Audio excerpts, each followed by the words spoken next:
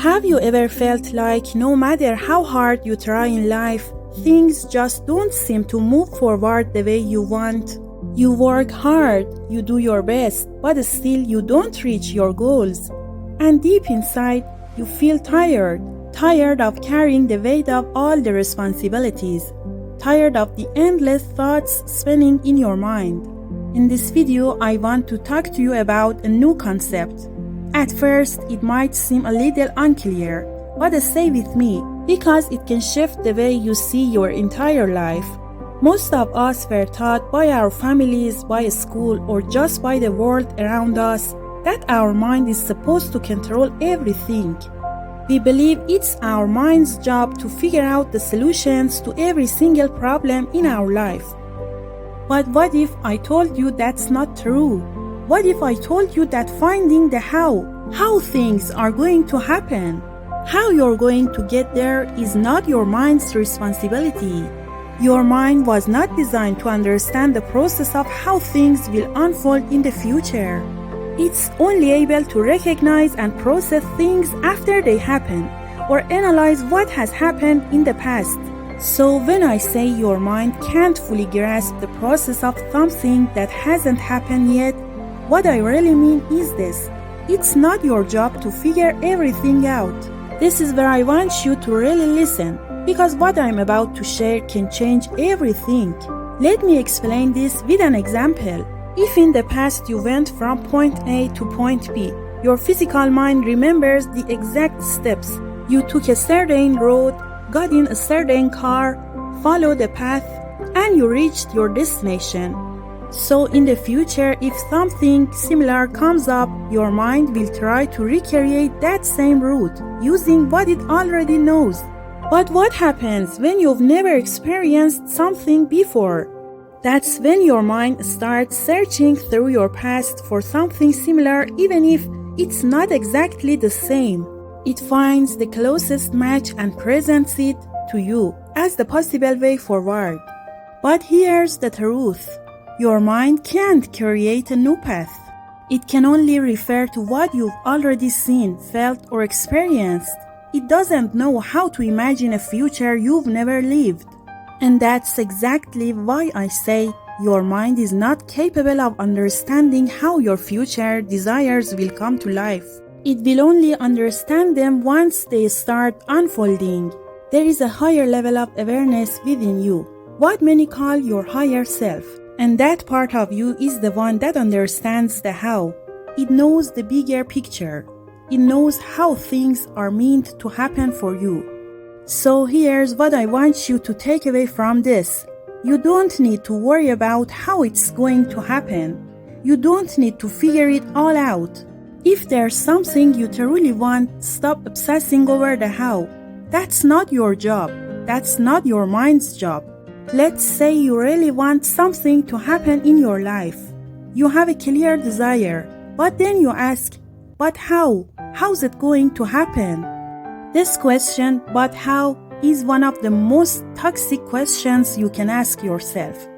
Because when you say, but how, what you're really doing is this, you're telling your mind, hey, go search through all the things I've experienced in the past, whether they worked or not, and try to find a similar path that might somehow apply to this new goal. You're asking for a solution from the past to solve something in the future. But here's the catch. Your mind can only use what it already knows. It can't create a brand new path for something it hasn't experienced. It can only guess based on old patterns. So when you ask, but how, you're really just recycling the same paths that either worked or failed before. You're stuck in a loop of old strategies, trying to apply them to a completely new reality. That's why I keep telling you, you don't need to know how it's going to happen. That's not your job. That's not your mind's responsibility. Your job is to want it, to take steps, to move forward. Trying to figure out how is your mind's way of clinging to control based only on past data. But the future is unknown, and your physical mind simply can't predict what hasn't happened yet. So who can see the bigger picture? Who knows the how? Your higher self, not your physical brain, but that deeper, wiser part of you. The part that's connected to intuition, to insight, to divine timing. And the more you build your relationship with that higher self, the more you trust that guidance, the more peace you'll feel. When you stop overloading your mind with the pressure to figure everything out and let it focus only on experiencing and processing what's actually happening, life becomes lighter. Things begin to flow. Obstacles fall away. You stop feeling so tired all the time. Because that exhaustion you feel, that mental fatigue, that weight on your shoulders, it's not your failure. It's just your mind trying to carry a burden it was never designed to carry. The moment you allow your higher self to take the lead, the moment you stop demanding that your brain has all the answers, that's when things shift. That's when you rise. And that feeling of lightness, that's when you begin to feel truly free. You realize you're no longer trapped in the cage of your own mind. You feel more energy. You move more easily toward the things you want. Because once your physical mind is no longer carrying the weight it was never meant to hold, everything starts to shift. You begin to see how quickly things can actually move in your life. The path ahead becomes clearer. You're no longer lost. And the best part, you don't have to constantly control or micromanage everything. The more you try to control life, the slower things move. But the moment you let go of that control and trust that your higher self knows exactly how everything will unfold, that's when life starts moving faster, smoother, easier. And you grow. Let me say that again. The more you try to control everything yourself, the more you slow down life's natural flow. But when you release that control and trust the wisdom of your higher self, events begin to align. Opportunities appear, and your goals manifest faster than you ever expected. So now when we talk about letting go, when we say, I surrender, what does that really mean? A lot of people think that when we say, I let go or I surrender, the universe might interpret it as, oh, they don't want it anymore, so I won't give it to them. But that's not what surrender means. Letting go doesn't mean you don't want your desire anymore. It means you're letting go of your ego. Let me explain. When you desire something, there's usually an emotional attachment behind it. You want it to happen because you believe it will make you feel a certain way. You've created a mental link that things must happen so I can finally feel good. But surrender means you're releasing that specific emotional attachment. You're letting go of the belief that your happiness depends on how or when that thing happens. You're not giving up the desire. You're giving up the pressure. You're giving up the mental grip. And this shift in awareness is powerful because most people never reach it. Most people are stuck trying to solve every problem with their own limited mind.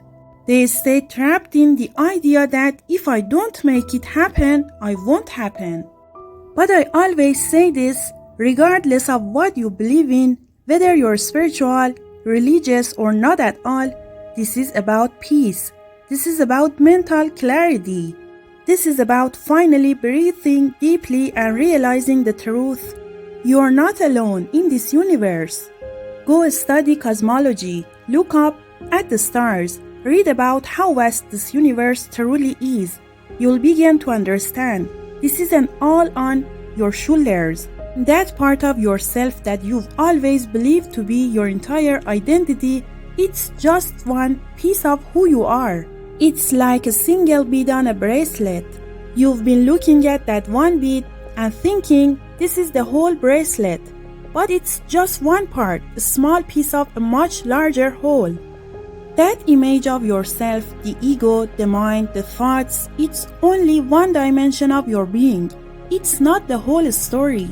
There are deeper, more powerful parts of you that you haven't even tapped into yet. Parts that can help you ease the burden you've been carrying for so long. But here's the thing, Because of the way we've been taught to think, we don't believe it's possible. Your mind has been conditioned to believe it has to carry all of life's responsibilities by itself, because no one else will. But when you accept that idea as truth, you trap yourself inside the mental prison you've built. When your mind is doing more than it was ever designed to do, it starts to break down. It gets tired. It gets overwhelmed. And that mental exhaustion turns into pain, into frustration, into the feeling of being not enough. But that pain doesn't mean you've failed. It just means you've placed all the weight of life on one small part of you. You've told your brain, figure it all out, analyze the past, predict the future, solve everything, carry everything, and that is simply not what it was built for. What I'm telling you here is this: your mind cannot predict how your future will unfold because it has no idea how is it going to happen. If you don't believe me, think back, think of something new that showed up in your past. A person, an opportunity, a path you hadn't planned for. Did you know it would happen exactly like that? You experienced it for the very first time, and afterwards maybe you said, I don't even know how it happened. It just did, out of now here. That out of now here moment, that's your mind admitting it couldn't see it coming. It couldn't analyze it before it happened. It could only make sense of it after it occurred. And that's what I want to remind you of. You're not here to suffer. You're not here to endlessly struggle or exhaust yourself chasing things. I believe in effort, yes, but not in painful striving, not in scarifying yourself to reach a goal. This universe, this life is full of challenges, but they're not here to punish you. They're here to help you grow. Every fear, every doubt, every hardship, it all comes from a misunderstanding of who you really are. You are not your fears. You are not your struggles. And you don't have to control everything. It's the resistance to your higher self, that inner guidance, that causes so much suffering. Because you're scared to let go, scared to trust. But once you do, once you stop fighting and start flowing, life becomes lighter. You begin to feel good again, not because the challenges disappear, but because you change. And in that moment, you stop feeling like a victim. You stop believing the world is against you. You realize you're not separate from life. You are a part of it. You are not alone. You are one bead on the bracelet of the universe. And together we create something beautiful. And when you're fully connected to this universe, to its energy, its rhythm, you realize you are not abandoned. You are not alone. You are a part of life. And you have to believe that, because if you don't, you can't truly live. When this awareness clicks into place, you begin to feel a deeper connection with life instead of separation. You sense unity. You realize you were never truly alone. You were never truly lost. All those fears, the doubts, the feeling of unworthiness, the frustration with yourself or your life, they all come from one thing. You've been ignoring a big part of who you really are. You've placed the weight of your entire life on your mind, and only your mind. But when you let go of that extra burden, when you open up to the rest of your being, you begin to live more freely. You allow your higher self to emerge, to guide you, to show you the way. And when that happens, you feel more aligned with life. Good things begin to happen more often. You feel lighter. You still face challenges, but your trust is stronger. And the more you let go of the need to control, the faster things begin to unfold for you. Because the moment your mind tries to control everything, the moment it gets anxious about how it's all supposed to happen, it slows everything down. It blocks the flow. Let go of the need to know every step and let life show you what it's been preparing for you all along. Maybe you've already experienced this. When you surrender, when you allow your higher self to take over, It's like your mind quietly steps aside. It stops trying to overanalyze. It stops digging into the past to find solutions for the future. So there are two things I want to remind you of: trust and surrender. These two open the door for you to rebuild your connection with the universe. You begin to see the universe and your higher self have always been there with you, always working to make your life better, even if your mind can't understand how something could possibly happen. That doesn't mean nothing is happening. There are forces walking beside you, guiding you, supporting you. But as long as your mind is constantly trying to figure everything out, as long as you keep asking, how will this happen? How will I get there? What if it doesn't work out? You won't be able to fully trust. Think about it like this. If you want to work with someone, you want to walk into their world, you need to earn their trust. It's the same with the universe. It's always testing you. How much do you really trust me? How deeply do you believe I'm with you? Are you still asking your mind to map a road to a destination it has never ever seen? Your mind hasn't been there. It can't possibly know the way. That's why I keep telling you, don't keep asking how. Want whatever you desire, but don't focus on how it's going to happen. No one knows how. Only the universe knows. Only your higher self knows. That spark within you is the key. This is exactly why when God says, I breathed my spirit into humans, it's the same as saying we are extraordinary beings. But we often forget that. We keep overanalyzing things. Analyzing is fine. Feel free to plan all you want. Create a plan B if you must. But don't get caught up in overanalyzing something that hasn't even happened yet. Only the higher forces know.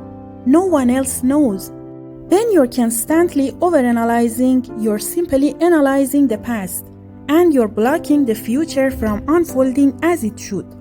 Then you start feeling exhausted, frustrated, like nothing is working.